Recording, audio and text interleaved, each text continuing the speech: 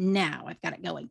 We post these on our YouTube channel. If you haven't checked that out, you can see not only the book talks from this year, but you can see the virtual programming we did last year on our YouTube channel. So let me go ahead and get us formally started.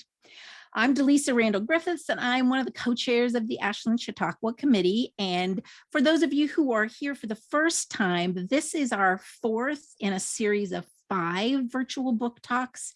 We've been doing things since last November when we had a book on Lizzie Borden right after Halloween, which was great fun timing.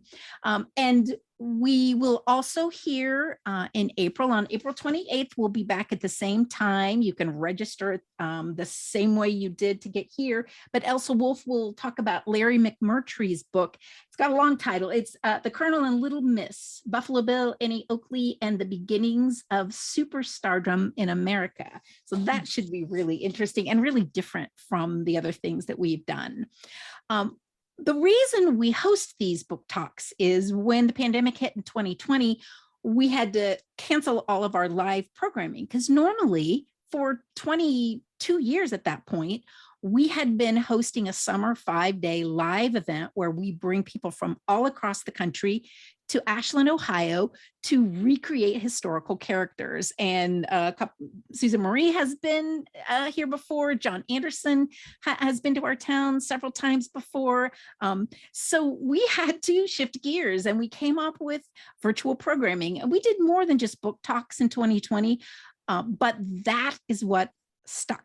And so we continued them again this year. We're going to do them again next year. And we found that it's a really interesting way for us to create a broader community to talk about interesting books and interesting figures in history. And it also gives the people who can come to Ashland, Ohio in the summer for the famous and infamous July 12th through the 16th, it gives them an enriched experience coming into it that we never had before. So we're really glad we stumbled upon this little gem as we let go of all the things we don't like about the pandemic. This is a piece that will stay for us. As always, we thank the Ohio Arts Council and Ohio Humanities for helping support the programming we do. And Peace Lutheran Church in Ashland has really stepped up now and become a regular sponsor of what we do. So we're really grateful that as a volunteer agency, we continue to get lots of support from the community, from these funding agencies, from local business people, and it's helped us. Well, we're getting ready to plan our 25th anniversary because we worked 2 years out. So the next one, what we plan will be our 25th anniversary. So it's exciting to have that long of a small town community to keep arts programming, humanities programming going. So let me stop talking and let me turn things over to Susan Marie. Susan Marie Frontczak will be performing Marie Curie for us on the Friday night of this week-long event. She came to our Chautauqua, it's been several years ago, but she was we've had Eleanor Roosevelt twice. It's the only character we've ever repeated. And after her performance, I was so grateful that we repeated it because we would have missed such a wonderful experience if we had said, no, we won't have a second Eleanor. So that was a wonderful gift for our community. So she hails from Colorado, and she's going to share with you information about the book, but maybe some other details about Marie Curie's life. So I'm going to hand things over to you, Susan. I do want to say one thing. When she shares her screen, if you can't see all of the slides because some of the little Zoom boxes are in the way, if you go to where it hover at the top, probably of your screen where it says view, it'll give you a side-by-side speaker. You might want to click on that and then maybe you can see all of her slides. So I will hand things over to you, Susan Marie. Thank you, Delisa. I am going to share my screen so that you can follow along with my thoughts. All right, and I'm going to, I want to see if I can, oh, excuse me, just getting started if I have any control over the upper right-hand corner, since I'm still seeing all of you. All right. We'd like you to see the whole screen if you can. So, Marie Curie, Madame Curie by Eve Curie. I'll talk about the title in a few minutes. But first I want to address this theme of famous and infamous. To me, famous can be compared to infamous in that famous is being well known for a worthy reason, and infamous is being well known for a wicked reason or a bad reason of some kind. But there's another opposite to famous. That's famous versus unknown. And curiously, just in recent years, those three, famous, infamous, and unknown, have gotten into an interesting triangle. There has been, just in recent years, since 2015, a book came out called Headstrong, about 52 women scientists. And there are a couple of premises to this book that I don't agree with, though the idea of the book as a whole, I think, is wonderful. Resulting from this premise in the book, there has been, even people not knowing about the book, there has been this movement almost to place a moratorium on talking about Marie Curie. And the irony is they're making her name more famous by complaining about her, but people really know little more than her name. So the first of the three premises, they talk about, well, we already know all about Marie Curie. Well, let's examine that. What may be known? A lot of people, if I walk down the street, I say, do you know who Marie Curie is? They know she's a scientist. Okay, that's good. It's true. Quite a number of people can say she got 2 Nobel Prizes. That's true too. Often people talking to me will say, oh yeah, she got the Nobel Peace Prize. Well, no, the Nobel Peace Prize is for doing something in the world to promote world peace. And she got her Nobel Prizes in scientific fields. But still, that's maybe just a mental glitch, and they know that she got 2 Nobel Prizes. Quite a number of people will say, oh, she was the first woman to get a Nobel Prize. And that is also true, but I don't see that as such a big deal because it was only the 3rd year of the Nobel Prize. The first year was 1901. If it had been 50 or 100 years before a woman got it, hey, she's the first woman who finally got there. And a woman got a Nobel Prize in 1905, the Nobel Peace Prize. A woman got a Nobel Prize in 1909 in literature. So it wasn't that long before women started to occasionally get prizes. But she did get 2, that's true. What did she get those prizes for? Fewer people can answer that question. Sometimes people can say she got it for her research into radioactivity, and some people can name one or both of the 2 elements that she discovered, radium and polonium. This is all true, and that's fine if a few people or some people in our population can name those factoids. But I think there's a deeper reason to know her. Few people know that Marie Curie was Polish. Many think of her as French because she happened to marry a Frenchman and got a last name that was French. Few people know, unless you've just read the book, what she had to overcome just to get into the laboratory. Very few people know why the fact that she became a teacher at the Sorbonne was such a big deal, and I'll talk about that in a few minutes as well. And very, very few know how she influenced generations of women scientists. Another premise in this strange movement to don't mention Marie Curie because we already know about her, or she wouldn't want the attention. I find this kind of a red herring because she's dead and she's not aware of any attention that she gets anymore.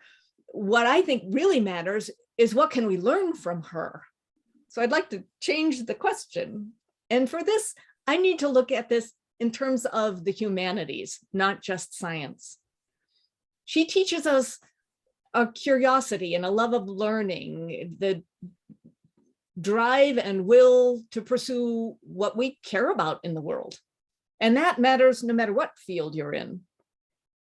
She teaches us how to persevere past oppressive political suppression, past systematic gender prejudice, past having no money, past self-doubt, and through what seems like endless work to keep persisting when it's a long, long road to get somewhere.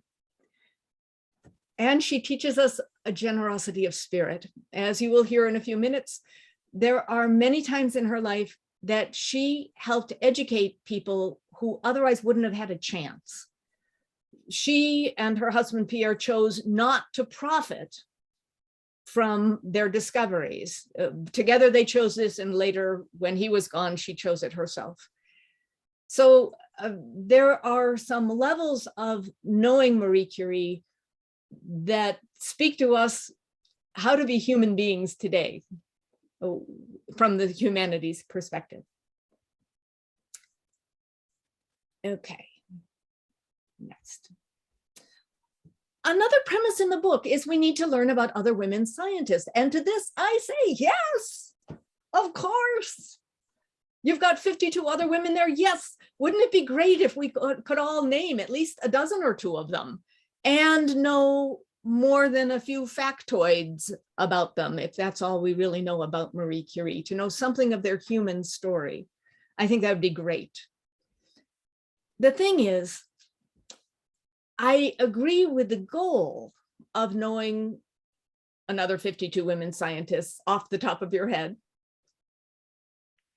But I don't understand the logic of saying we have to stop knowing about one scientist in order to learn about others, especially because the field of science, technology, engineering, mathematics, all the different fields of science, they're all built on top of each other. You only progress in science by building on all the scientists who came before you. And that is certainly true of Marie Curie, building on the physicists and chemists that came before her and what we've built since then. Do we need to know other scientists? Well, I'm a Chautauquan, so I will speak momentarily from the Chautauquans' point of view, where we represent people who are no longer alive. And here are a few women in STEM that I have had the privilege of coaching as they develop these characters, some as young Chautauquans and some as adults. You can come back and view the recording of this if you want to find out more about each of these women yourself. And I think there are men in STEM that, other than naming Albert Einstein and maybe one or two more, I think there are a lot more men in science fields that would be great to know a little more about. And again, what they delivered and contributed, and also a little of their human story. To say we shouldn't speak about another's, I think it's sort of like saying, oh, the letter A, it gets too much attention. It's always at the front of the alphabet. We always talk about it first, you know, let's place a moratorium on using the letter A or saying it. Well, I mean, that's ridiculous. But let me give a different analogy. The history of African Americans in this country, I think on the whole, our knowledge is feeble. I include myself in this. Who do you name? What are the names that come up first to mind? Dr. Martin Luther King Jr. and Rosa Parks. We have a national holiday for Dr. Martin Luther King Jr. because of his contributions. We can probably name a few facts about each of them, and we are much richer as human beings if we know more of their story. But there are a lot more people in the Black history of America that we should know about, that we should be able to say something about. Should we stop talking about Rosa Parks and Martin Luther King just because there are others that we don't know about yet? I don't think so. I prefer a yes and approach to history and to science, where whoever we know about, we can enlarge our understanding and build on what we know. So Marie Curie has, just in the last few years, in a way become infamous for having a famous name.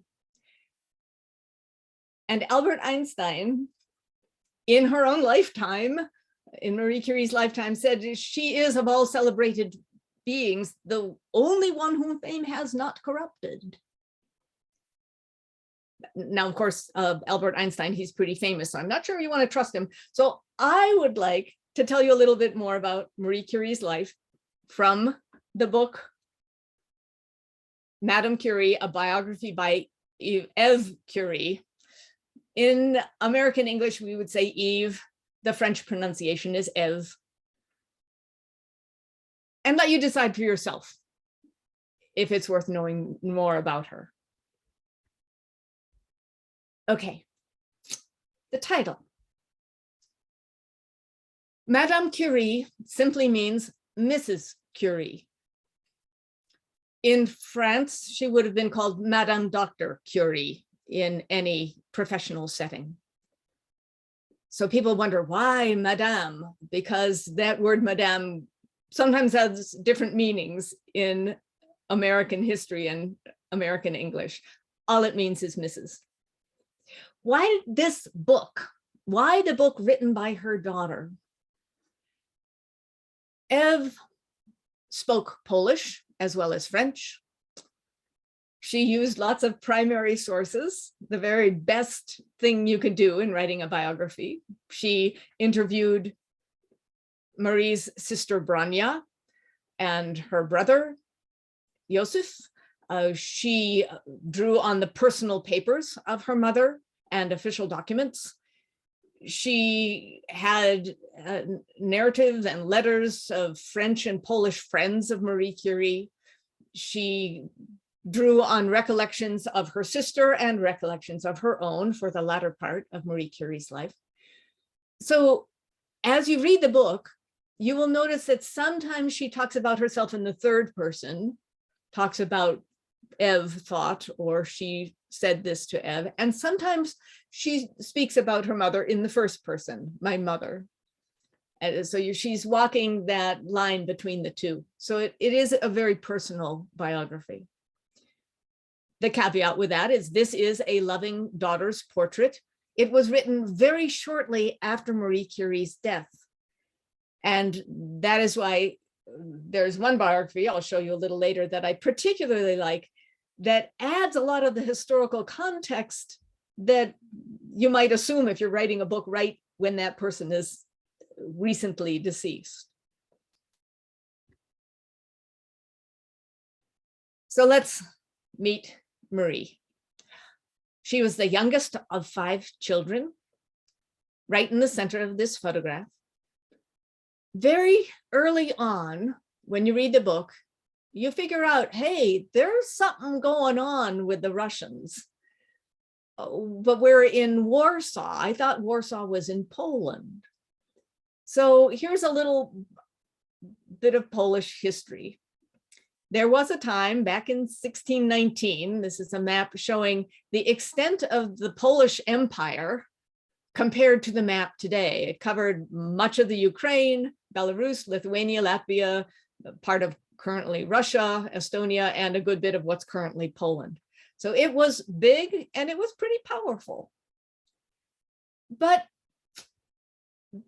and I'm speeding ahead almost 200 years, at the end of the 18th century, if the purple is Poland on the left-hand map, you can see Russia starting to encroach on Poland with that light orange. And from the south, you can see the Austro-Hungarian Empire encroaching on Poland in that part labeled Galicia. And the Prussian Empire is starting to encroach on Poland from the west. So gradually, as you proceed through 1793 and 1795, these are called the three partitions of Poland. There's really no Poland left by the time you get to 1795 over here. And if you move ahead to the time when Marie was born, or Maria, as she would have been called as a child, we have this area called Congress Poland that was run by Russia and only had Poland in the name, but they were not ruling themselves anymore. This is the guy who was in charge when Marie Curie was born, the Russian Tsar, and under him, her father lost his job as a teacher because he was too pro-Polish, and her uncle was sent to Siberia. You can see his reign goes until 1881. He was assassinated then, and Marie Curie and a classmate were caught. She was in what we would call middle school at the time, and they were caught dancing in an empty classroom upon his assassination. But he was replaced by his son, Czar Alexander III, and his reign went on until till Marie had gone to France. But under him, you couldn't speak Polish in public without risking imprisonment. And her very good high school friend's brother had been politically active, and he was hanged. And they spent a night in vigil with this friend, she and her sisters. So it was pretty tough under these guys. And so when she graduated from high school, she was given a gap year, and she went to the countryside to live with relatives and friends. She would go to a kulig, or a dance, that would sometimes last until dawn and sometimes last more than one day in a row. This was her breakout in freedom of being very Polish. Out in the country, you could speak Polish without worry of being arrested. And it was her free spirit year. But at the end of that year, she did come back to Warsaw. And what are you going to do if you're an intelligent, interested person and you'd like a higher education? But the University of Warsaw, the Russians say, sorry, women don't get to go to college. It's just not allowed. Because if you are trying to oppress a people, you don't want them to get an education. So she and her sister, this is Maria and Brania, her older sister, they signed up and started attending secret classes. And we know other places in the world today that the only way a woman can get, retry that again. The only way women can get an education is in secret, by meeting house to house and studying whatever they can get their hands on, whatever someone's willing to teach. There was this movement of positivism, which is you can believe what you can measure, a very scientific sort of approach. And they had a friend who was a positivist, confirmed positivist, an ideal positivist, and they signed this photograph to her saying, from two positive idealists to one ideal positivist. But along with these classes that they were taking in sociology or literature or perhaps biology or anatomy, they also assumed a responsibility to help others get an education who might not otherwise have the chance to do so.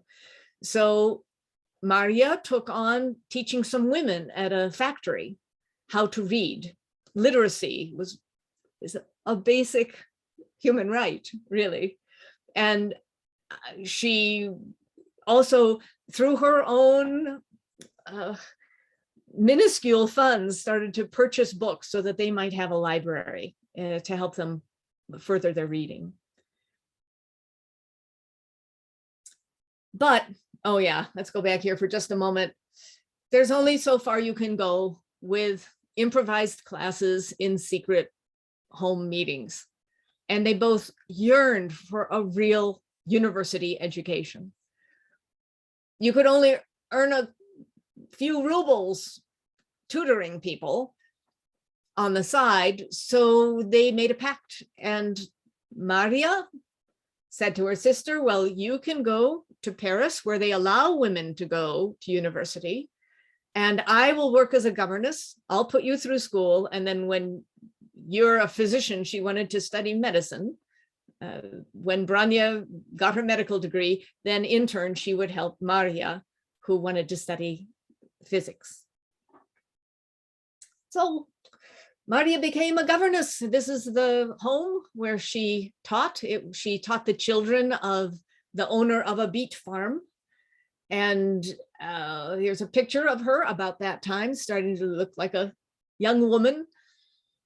And here, along with teaching the children she was hired to teach, secretly, she started a school for the peasant boys and girls. This means a lot to me because my great-grandfather in Poland was the one person who knew how to read and write.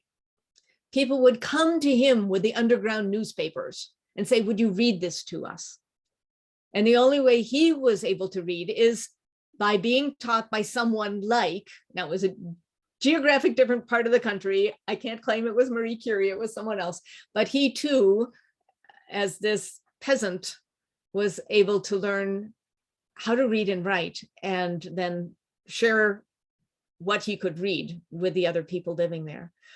Oh, when you see someone with a name like Skłodowski, this was her maiden name, Skłodowska, because she's female, the family name was Skłodowski, S-K-I. I have cousins, the Obolnickis, and I know, Sztuki was the name of the family that she was serving for. And that SKI ending tended to be the landed gentry in Poland from way, way back when it had been this much larger, more powerful country. But people with a name like mine ending in CZAK, we were the peasants. So it was my peasant great-grandfather who learned how to read and write. Eventually, after several years out in the country, she came back to Warsaw. There was a secret laboratory where she could, for the very first time, practice chemistry and physics experiments on her own. And a quote from this time period in her life is, "The way of progress was neither swift nor easy." And you'll hear that again next summer if you come to meet Marie Curie at Ashland Chautauqua. She did nearly despair. When I talked about conquering self-doubt, she nearly despaired when she was out in the country. One of the letters she wrote said, I keep a sort of hope that I shall not disappear completely into nothingness. And another time she wrote, I've lost all hope of ever becoming anybody. So it was a close call, or we might never have heard the name Marie Curie because we never would have heard of Maria Skłodowska. And the whole conundrum of how do you finance an education when you have no money? Well, they solved that. And now she was about to solve at least this phase of her self-doubt, because she did, when her sister got her medical degree, she did come to Paris, to the Sorbonne, the University of Paris. At this time, women were allowed to attend classes, were allowed to earn a degree. This was very progressive. But at the same time, right on campus, Henri Marion, who was teaching a sociology class, he was teaching the more advanced to society civilization, the more pronounced the division of labor between men and women. There really was a cultural norm that women belonged only in the home, only raising children. And Octave Mirbeau, who I think of as sort of the Oscar Wilde of Paris, meaning he was extremely witty and would say things to get a rise out of people. But one of the things he wrote is, a woman is not a brain, she's a sex, and that is much better. So this was the atmosphere that Marie Curie was surrounded by when she came to Paris. Also, the Russian politics reached all the way to Paris. She was at first living with her sister and brother-in-law, both doctors, but they participated sometimes. Her brother-in-law could not return to Warsaw. He was far too pro-Polish. He would have been, he was already blacklisted, and he clearly would have been put to death or sent to Siberia. So, but they had all kinds of Polish singing parties and festivities. And her father wrote to her, you know, maybe you don't want to do this because your name could be blacklisted too. Except he said it in such a delicate way in case the letters were intercepted. But Marie took that to heart, and she ended up moving out of her sister's apartment, where she could be on her own and study to her heart's content. One of the phrases that I liked out of the book from Eve is, she became the humble, unknown companion of those great scientists of the past who were, like her, shut into their ill-lighted cells, like her, detached from their time, and like her, spurred their minds to pass beyond the sum of acquired knowledge. I think when one is a student and loving being a student, immersing yourself in that and not having a care for what else is going on in the world, that is true pleasure. She earned her first degree and then had to go back to Warsaw because she was out of money, and her sister was starting a family and her father was retired, and she couldn't go back to Paris. And again, we might never have heard her name. But remember this guy, the Tsar, she got an Alexandrovich scholarship. So it's sort of, she got a scholarship in the name of the person that she didn't really like, but she accepted it so she could go back. And many years later, she paid back the scholarship so someone else would get the money. And then, by golly, she met this fellow, Pierre Curie. I am leaping ahead a little bit in time, but he's the dreamy sort of one in that upper left-hand photograph, gazing off into the distance. And in the bottom photograph, he's in the front row, third from the right. And they really hit it off. Again, you'll hear more about that next summer, but they wed. They had both decided they really weren't going to try to marry anybody. They were not interested in romance, but the two of them were clearly meant for each other. And they took their honeymoon on bicycles.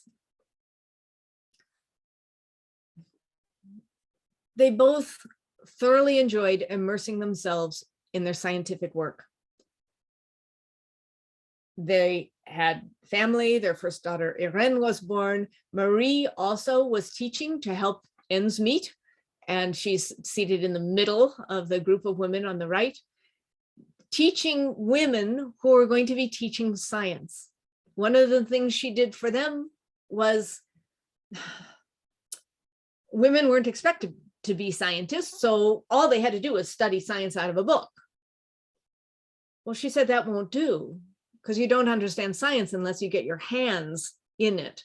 And she set up laboratory time in chemistry and in physics that these young women could then do the same for their students when they became teachers.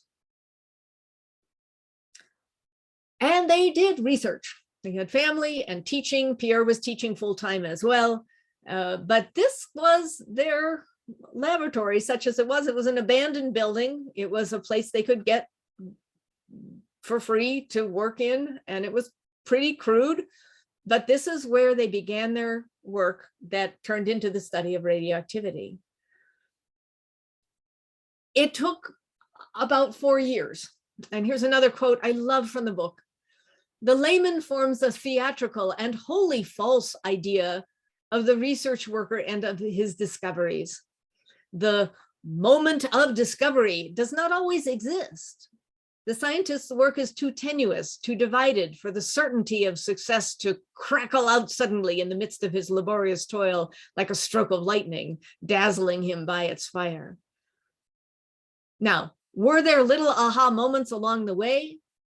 Yes, but there was this steady step-by-step trying one thing and it not working, trying another thing and it not working, and something else, and well, it sort of worked, and then figuring a little bit out along the way.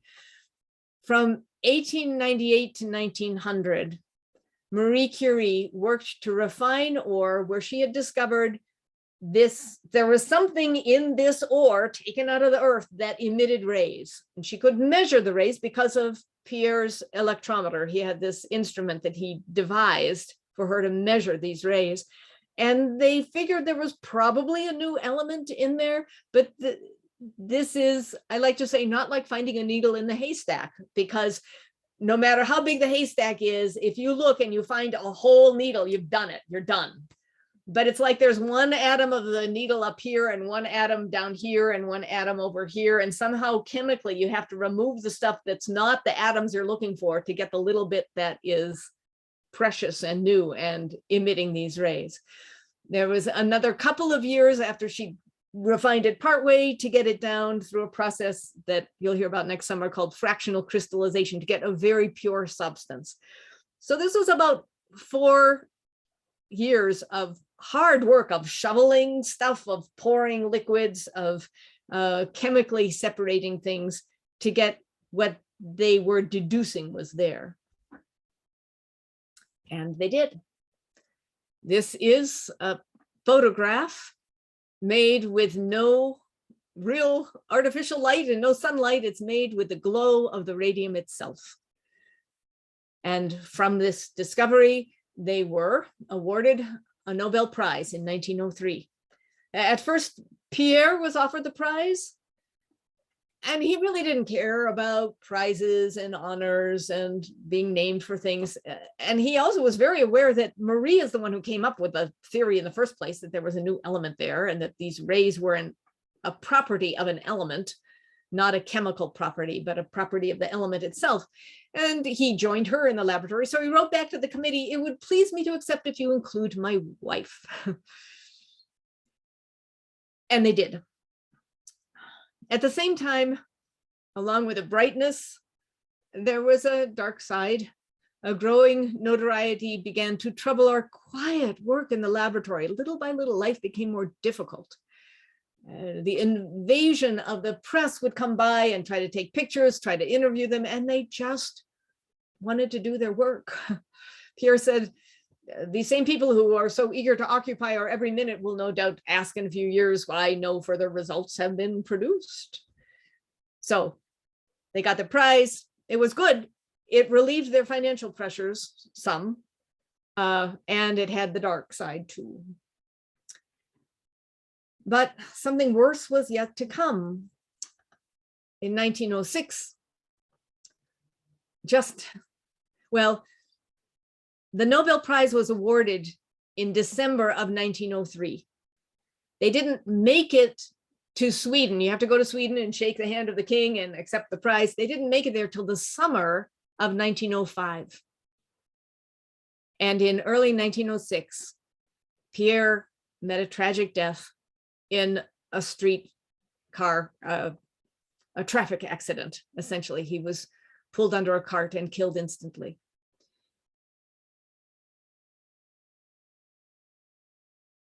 Talk about the rug being pulled out from under you. Scientists from all over attended the funeral or sent their condolences, but Marie was left with 2 young daughters, 8 years old and 18 months. Her daughter describes this in the book. She wrote, "Marie became not only a widow, but at the same time, a pitiful and incurably lonely woman. The automaton Marie had become, stiff, absent-minded, the wife who had not joined the dead seemed already to have abandoned the living. Now that is Ev's writing, and my editorial comment is, I do find that a bit melodramatic, but there's truth there. In the last few years, I have personally known 4 women who lost their husbands. 2 of them were totally unexpected, and 2 of them were not unexpected, but still, they lost their mate. And I have not experienced this firsthand, so I'm only reporting what I've seen. But in every one of those cases, for a time, a year to 2 years, they were gray. I don't know how to describe it any other way. And then they are climbing through that. Some have made that passage and some are still working through it. So I think Ev, at the time she wrote this, was not married. And she saw her mother only as an 18-month-old. So she has photographs of the time, she has interviews with family members, and she knows her mother suffered horribly because Marie lost her partner in the laboratory and her husband and the father of her children all at once. She did make it out of that depression.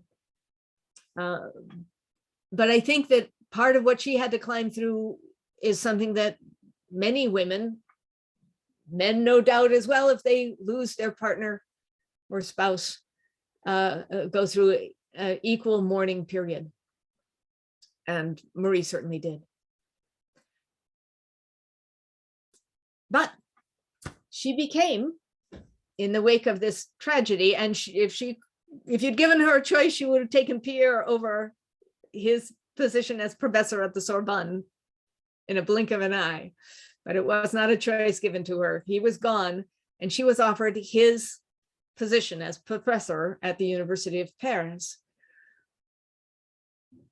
I find this a much bigger deal than the Nobel Prize. The University of Paris, known as the Sorbonne, had been around for over 600 years and never had a woman taught there in any subject. This meant, when she was promoted to this place, that men would be learning from a woman, because most of the students were men as well. So that I find truly significant and trailblazing in terms of higher education in France and elsewhere in the world. About this time, thinking back to her radium, she had 1 whole gram, France had 1 whole gram of radium, and it was in her laboratory. She took the step to, in her will that gram of radium to her laboratory and not to her daughters. She wanted the radium to be for science. She wanted to provide for her daughters, but she didn't want something worth more than 1 million gold francs that belonged to the laboratory to go to the personal benefit of her heirs. 1911, again, leaping ahead, another 5 years, she was awarded the Nobel Prize in Chemistry for the discovery of the elements, radium and polonium. Had Pierre still been alive, they both would have been named, but Nobel Prizes go to living scientists. And about this same time, this is another astonishing, trailblazing moment in my mind. She was invited to come lead a Radium Institute in Warsaw, but didn't really want to take her daughters away from France. It had been their entire home. And then the University of Paris wanted to, okay, we don't want you to go to Warsaw, so we'll build a Radium Institute here in Paris. There'll be two wings to this. One wing will be run by the Pasteur Institute to deal with the medical and biological uses of radium, because by now, even in Pierre's lifetime, they had figured out that radium could be useful in killing cancer cells so that when the tissue healed, the cancer was dead and people could survive cancer with this radium treatment. And the other wing would be for fundamental basic research, chemical, physical research on radioactive substances, and she would direct this. So not only is she a professor at the Sorbonne now, but by 1911, well, this is actually 1912 to 1914, they were building this building, and in 1914 it opened, where she was in charge of a large laboratory run by the University of Paris. Here's her office, which you can go visit if you wish, and see some of her work. And then boom, almost, well, 3 days later, 3 days after the Radium Institute opened, World War I began, the Great War began.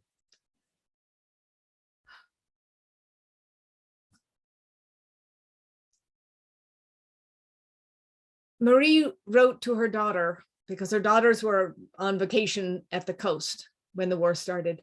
She said, "Our personal desires are nothing in comparison with the great struggle that is now underway." She used the money from her second Nobel Prize and bought war bonds that she knew would probably never give her any return. And in fact, they were worth nothing at the end of the war. She offered to melt down her 2 Nobel Prizes, the gold, to give to the government, but the government refused. But she did then start to work on something that would serve the soldiers directly. This newly discovered thing called Xray, discovered by a German scientist, and here we were in France at war with Germany. But this technology called the Xray could be used to help diagnose where bullets and shrapnel had lodged in a soldier's body. This was new for doctors to even consider, and she had to convince doctors to at least give it a try. Well, they could operate faster, they could operate with much more success, with far fewer deaths. And she took this on. She got people to donate their cars. Imagine someone knocking on your door and saying, "Would you give your car up tomorrow so that we'll ship it over to the Ukraine, we'll help with the Red Cross," because all of this work was done under the auspices of the Red Cross. Then she found some people who would give away their cars so that she could turn them into mobile X-ray units.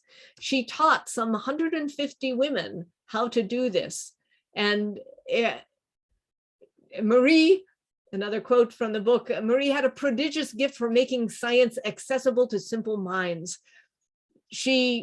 At one point, there was a former chambermaid that was training as a radiologist assistant. And when she made her first X-ray, Marie cheered.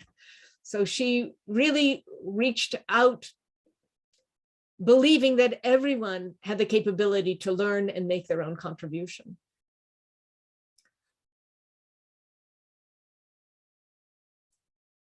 After the war,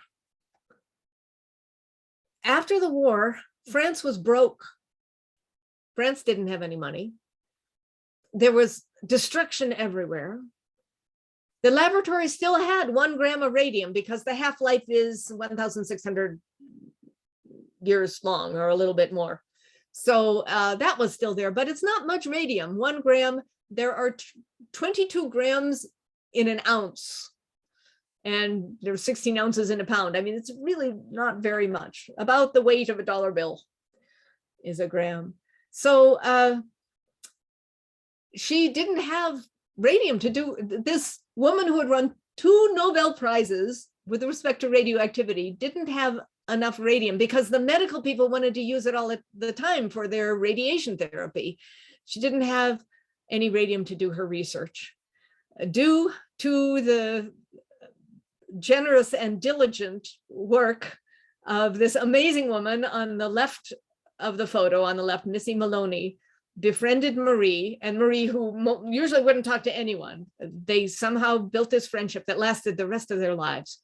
She went to the Women of America, raised some $100,000 in nickels and dimes and quarters, purchased a gram of radium, and had President Harding, in the picture on the right, offer her this gram of radium to take back to her laboratory.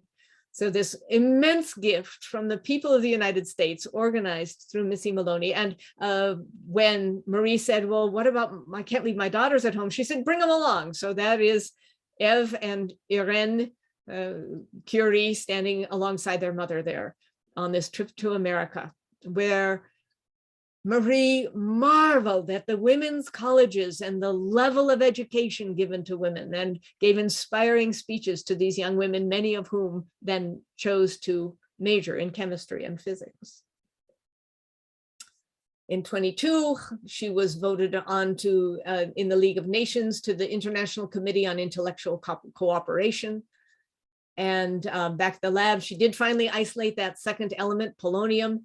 And she managed a laboratory of some 40 people, some students, some assistants. I don't have statistics for every year, but there's one year that a third of them were women. That means that she was not only a role model, but she was making positions available for these women to study science. One of her students later became the first woman in the French Academy of Sciences, which Marie never was admitted to in her own lifetime. So we must not forget, this is a quote that I planned to read off of the screen, and I cannot read it because the faces are covering it up. I'm so sorry. What can I do to see that?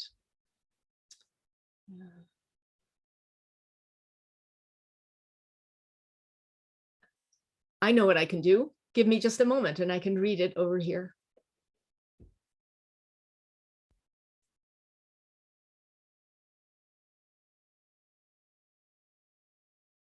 We must not forget that when radium was discovered, no one knew that it would prove useful in hospitals. The work was one of pure science. And this is a proof that scientific work must not be considered from the point of view of the direct usefulness of it. It must be done for itself, for the beauty of science. And then there's always the chance that a scientific discovery may become, like the radium, a benefit for humanity.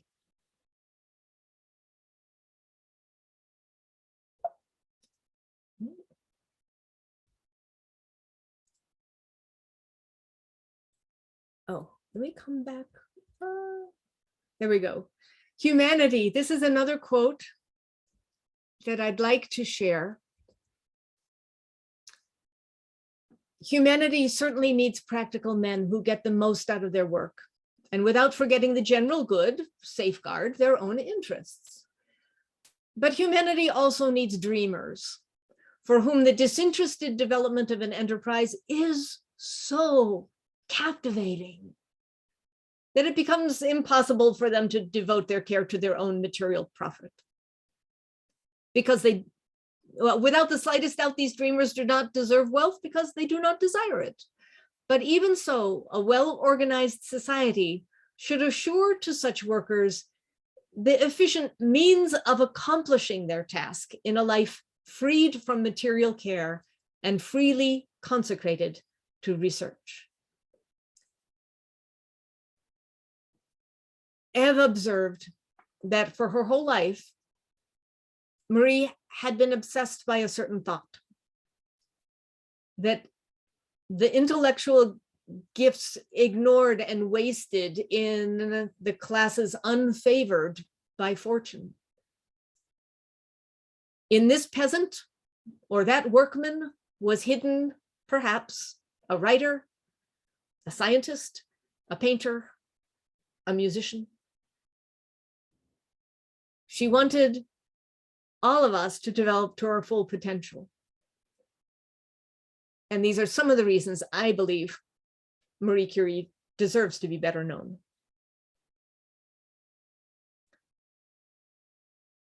And now we can have some questions. All right, thank you so much. Please feel free to put questions in the chat box. I'm going to start with a question that Dorothy Stratton had provided so that we can get the pump prime, but put your questions in the chat and we will handle them as we get to them. But right at the end, you were talking about as a scientist needing to be able to focus on their work. And I loved Dorothy's question where she said, is the single-minded passion Marie and Pierre felt for their laboratory work common among scientists, or at least not unusual, or was it extraordinary? So yeah. Oh yes, I think it is common. I think this is that delight and focus and dedication is what makes someone a good scientist. Hey, I don't know if any of you decided to get vaccinated. I did. And the mRNA vaccines, the Catalin Carrico, who came to the United States with her family, she had always, I can't remember whether her father had some blue collar work. Was he a butcher, I think? Anyway, she, as a little girl, she knew she wanted to be a scientist, even though she'd never met one. And she began working on mRNA vaccines, this concept, in 1989, 31 years before the pandemic struck. One reason we think, oh, these mRNA vaccines were developed so fast, as if it was just invented, the idea of it in 2020. No, it's 30 years old. 30 years people have been developing this, and she was one of the early ones. And she and this fellow, Drew Weissman, are given the big credit for the vaccines that we've been using. But there are other scientists too, but that focus that she kept wanting to go back to the laboratory to make it better. I think this is what, this is the gift that scientists give us as human beings, is that delight in going back to the laboratory to try to figure out the next question. Here's a question about the professorship at the Sorbonne. So Kush asked, would she have gotten his professorship had he not insisted that she be included for the first Nobel Prize? Oh, that's an interesting question. You know, what ifs are hard to answer. There are always a lot of factors. I guess I don't know. But Pierre was so disinterested in honors. He was encouraged to apply to the Academy of Sciences, the French Academy of Sciences. The way that works is they only have so many chairs in the room, and you don't get invited in unless someone dies. But they don't simply look around. It's not like the Nobel Prize where they say, who is the most worthy person in this field for us to offer a prize to? And we'll deliberate and we'll call them and say you've won. No. The French Academy of Sciences is always a competition. They always have 2 or maybe 3 candidates. And the procedure is each of those candidates is supposed to go around to every current member of the French Academy of Sciences and say why you should vote for me. This was totally repugnant to Pierre. And he would do one of 2 things. He'd try to go when they weren't home and leave his calling card. Or if he found them home, then he'd talk with them and tell them why they should vote for the other guy. I mean, he just, and then he finally got in after the Nobel Prize, almost in spite of himself. And then he said, I don't know why I go to these meetings, they're a waste of time. He wanted to go just back to the laboratory. He wanted to do his work. Marie did get, you don't just apply out of the blue, you get invited to apply. And she did apply for the French Academy of Sciences. There was a tremendous debate. She wasn't in, she did go around and try to do her due diligence, and Mr. Branly, the Frenchman who was pitted against her, had discovered some things to make wireless communication work. And a lot of the French thought Marconi, he got all the credit. So, we want to get a Frenchman in.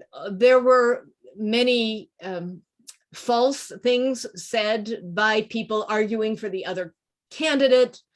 And in the end, she came up 2 votes short. It was something like 26 to 28. I'm not sure the exact numbers, but she didn't get in. There were a lot of people rooting for her and voting for her, and then there were those who didn't. That was, in fact, in 1911, before she got the 1911 Nobel Prize, she got the Nobel Prize anyway, but she didn't get into the French Academy of Sciences. So would she have been offered his professorship if she hadn't been named in the Nobel Prize? Your guess is as good as mine. I don't know. Here's another question for you. So Edward Sierra asked, he wants to know your thoughts on Ev's essential non-treatment of the affair. Do you think she should have said more? All right. To get you caught up, to get the audience here caught up, Marie Curie had a relationship. This is 5 years after Pierre died. She had a relationship with Paul Langevin, another physicist. He was married and had several children. A French woman explained to me when I was beginning my research and trying to grapple with this event in her life, what's going on here, really? And she said, well, you got to understand that especially then, to some extent still now, but especially then, men were almost expected to have affairs and women were excoriated if they did, and which doesn't make quite mathematical sense, but that it was, for a guy, hey, you still got it, you're fine. But for a woman, especially a woman of some note, it could ruin you. It wouldn't ruin the guy, it would ruin the gal.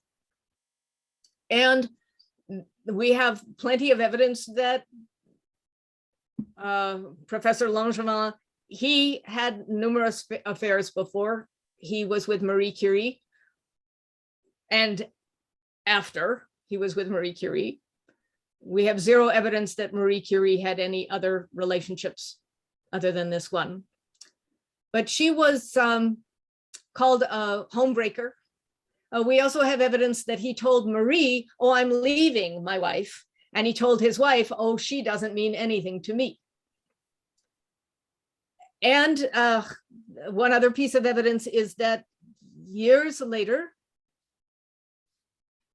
Langevin got one of his students pregnant, and he wrote to Marie saying, she really needs a job. Can you help her in your laboratory? And Marie said yes, because she knew what that woman was going to go through. So I don't blame Ev for not trying to explain the complexities of French society in this biography. It is a loving tribute to her mother. It is a relationship Marie was in, but it has been so misinterpreted over the years, only thinking about her when he's the one who cheated on his wife multiple times. He was a brilliant physicist, by the way. He made some really cool discoveries. He made some, during World War I, he started to figure out what we now call sonar, using piezoelectrics. That is what Pierre had discovered that allowed Marie to make her measurements of radioactivity. So there are contributions he made as well, but there are certain rules he didn't hold himself to. Here's a question. Alan Anderson asked, who set up the secret lab in Warsaw at which she was able to do scientific work earlier in her career before her later fame? How did she get access to that? Yes, how did she get access? It was disguised as a museum during the day. And it was her cousin, a cousin on her mother's side, the Boguski side, who worked in the museum and told the family about it so that she could get access after hours to do her experiments. And there's another really cool tidbit that Radium Institute, she was invited to lead in Warsaw, but ended up staying in Paris when they built her one there. They built it in the building that used to house that museum. That became the Radium Institute. She went back to speak at their dedication ceremony, and she delivered her speech in Polish. Wow. She was standing there. She had 2 Nobel Prizes. She was, at this point, world famous. She knew they couldn't arrest her for not delivering it in Russian. Interesting. I want to ask one of Dorothy's questions that she sent me. It's something we haven't talked about, and it has to do with the end of her life. So she said, when did the dangers of radiation to the human body become known to Marie? And did she take any precautions to protect herself so she could prolong her life as a scientist, if not her own personal safety? Okay. I think there were some hints early on. The ends of your fingers would get numb from it. It's a lot of heat created by the purified radioactive substances. So there would be burns, and then they figured out, oh, those burns, that kills cancer. But they, okay, so here's the underlying question. If radium can cure cancer, how come it causes cancer? And the idea is that radium applied at a certain place on the body, skin, or you put it in something and put it inside the body where a tumor is, it kills the cells if it's a strong enough and directed enough dose. But random radiation that we're exposed to can go into a cell and mess up when the DNA is duplicating itself, and a cell is, and if you have a teeny tiny subatomic particle, mostly will shoot right through your body and not know that anything was there, because there's so much space in an atom. And an atom, if the nucleus is the size of a soccer ball, then the electrons are 50 miles away. So there's a whole lot of empty space that we don't, it feels like a solid object, but there's really a whole lot of space. But if that subatomic particle flies through and happens to hit the nucleus of a cell right when it's dividing, it can cause cancer. And that's the luck of the draw. That's the more exposure you get, the more chance you have of getting cancer. So to get back to the question, when did they figure this out? There's a couple different things that about the same time. One is that during the Great War, they figured out it would be really good to be able to read dials on compasses or other instruments at ships or in planes, or to read your watch in the dark.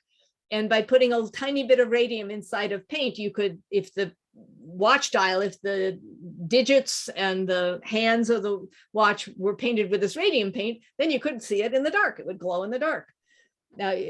And yet the women that were doing this work had to get a very sharp point on their brush, and they were taught to tip the brush. Unfortunately, you don't find out right away. It was years later, or it was 4, 5, 6, 7 years later that a tooth would fall out. And so they'd go to the dentist and get the tooth pulled, and then another tooth would fall out. And these women had grown up, married, moved away, started to have children. I mean, they weren't all in one place anymore. They weren't even working at the factory anymore. So eventually this was sleuthed and figured out that it came from that exposure. About the same time, there were a couple of Marie's protege students that died. And under, again, sort of mysterious, they suddenly got sick and didn't get better. And the information was coming in. It's like anything after you know, it's like, well, boy, that's obvious. But before you know, how do you figure this out? But they did figure it out during the 20s, late 20s, early 30s. She died in 1934.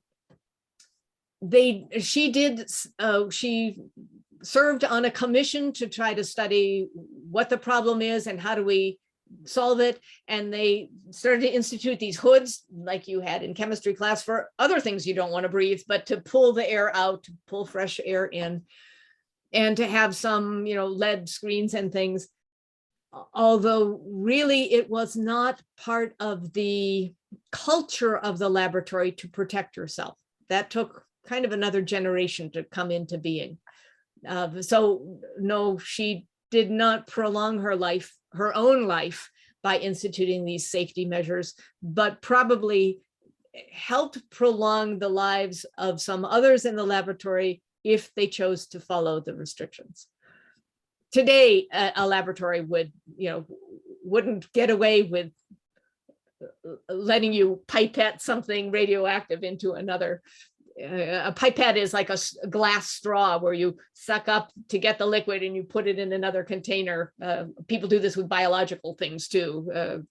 And you wouldn't get away with doing that today.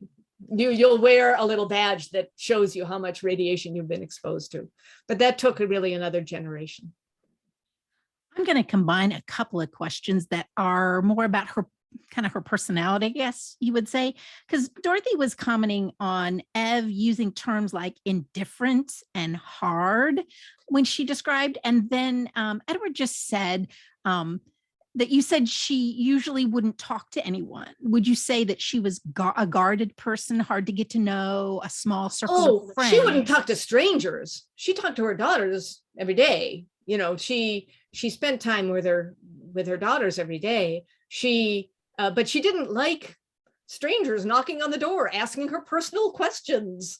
Now, most of us aren't famous enough to have to deal with anything like that, but I would find it horrible if people were knocking on my door wanting to take pictures of me and ask me about my cat and to record my daughter's conversation with the maid or things that Marie describes. So that's where she was cold to other people because it was none of their business from her point of view. I don't believe she was cold with her daughters, but she had immediate sympathy with Irene, the older daughter, because they both loved to talk science. Ev was a musician. Marie encouraged her piano playing, took her to very good teachers, got her a fine piano. Ev herself was a concert pianist, performing musician in her own 20s, which corresponded with the 1920s. So she had a career as a classical musician. And Marie never tried to make Ev go into science. Ev was interested in literature and became a writer and a foreign correspondent during World War II. So she encouraged her daughters in their own talents and in their own inclinations. But I think she delighted most, she lit up the most when she could do things in science. And so I can imagine Ev sometimes feeling left out of the dinner conversation. I probably led you astray combining those questions. What about friendships? Did she have just a small circle of friends or she had some very Missy Maloney, she was very good friends with, corresponded with, and I am blanking on the name. Someone who knows, type it into the chat. The dancer, Louis Fuller, I've got it. Louis Fuller, who would do these fantastic modern dances with the scarves and with light shining on her in different ways. When she first read about radium, she asked the Curies, "Can you make me a radium painted costume?" Because she was always innovating things in the theater. They were friends once they met for the rest of their lives. She met the Balzac, the sculptor, and they were friends. So she had friends, but she wasn't, and she stayed in touch with her family, deep, loving ties with her family throughout her adult life. So it's just, it was a close set, and she didn't really want to be airing everything in public. Now here, this question's going to shift us. So is it true that Madame Dr. Curie was buried in a lead-lined casket? And strange question, perhaps, but would her corpse still be radioactive? You know, they wondered about this because she was first buried. Let's see, her husband, Pierre, grew up in Sceaux, S-E-A-U-X, Sceaux, and he was buried there, and she was buried on top of him. But in 1995, the two of them were moved to the Pantheon in Paris, where they bury all the most famous people. She's the only person buried there, the only woman buried there under her own achievements. There are a few queens that were wives of kings that are buried there. And she's honored by France, even though there was that period in her life when France decided to hate her as a foreigner and called her a Jewess, even though she grew up Catholic. I mean, all kinds of lies they would claim about her when they didn't like her. They finally come around and decided they do love her and honor her in this way. So they did some measurements at that time. The subatomic particles that radioactive substances give off are the same subatomic particles that an X-ray, you have to put electricity into a cathode ray tube and you get an image on the old-fashioned kind of TV screen, or you get X-rays. Those also can cause cancer because they're the same subatomic particles. And she was exposed to a great many X-rays during World War I because they did not use lead screens then either. So she was exposed both to the radioactivity from 1898 through 1934, 36 years, and a great many X-rays that eventually one or the other gave her the cancer that took her life. But was her body radioactive? I don't know. It seems to me they measured Pierre as well. I don't know the answer to that. I should. It's the great thing about this, isn't it? Questions that even get you thinking. I have known the answer to that, and I'm not going to make something up because I can't call it to mind. Yeah. Are there other questions? There was one more on the list that Dorothy sent me that I can throw out, but I also would welcome anyone to put something in the chat. This would go back to the couple and their research, because she said it seems that Pierre and Marie may have hurt their own research advancement by refusing honors and traditional positions early in their careers. They might have gotten more funding if they had been willing to be more public and more involved in traditional academia. What do you think of that? Okay,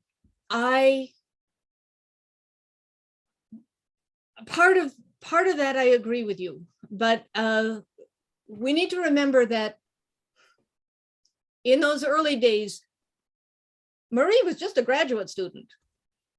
She had her first degree. She was working toward her PhD that she didn't even get until 1903. So she wasn't being offered honors. She was a student. She was a graduate student in physics. Pierre did turn down the honor, the Legion of Honor, it was called. It's called you are decorated with the Legion of Honor. And he wrote back, please be so kind as to thank the minister and tell him I do not feel the slightest need of being decorated, but I do need a laboratory. And it's true, he didn't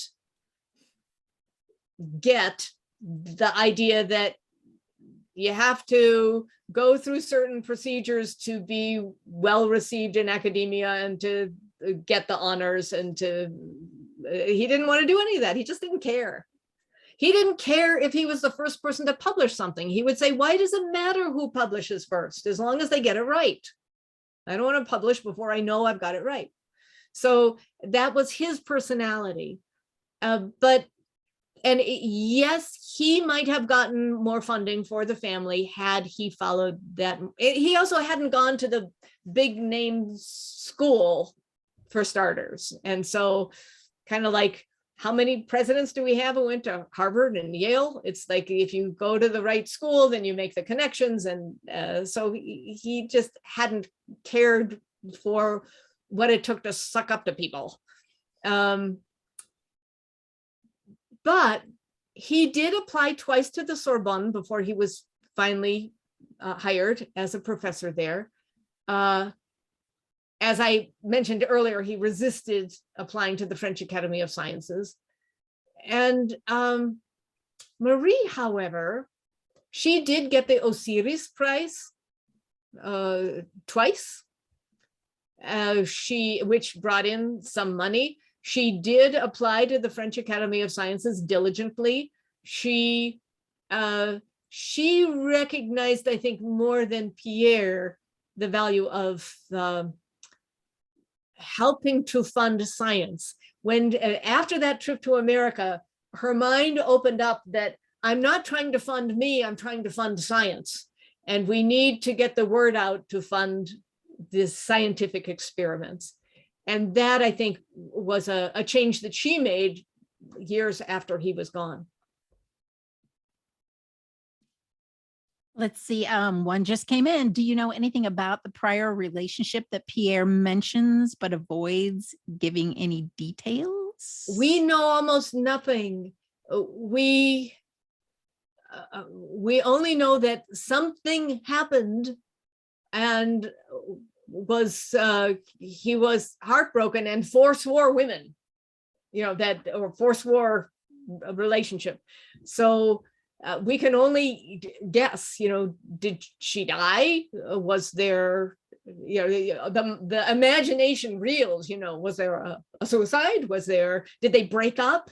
Was it just that they broke up? Did she move away? Who knows? Those are all just, nobody knows who this woman was, how he met her, how close they were, or what happened.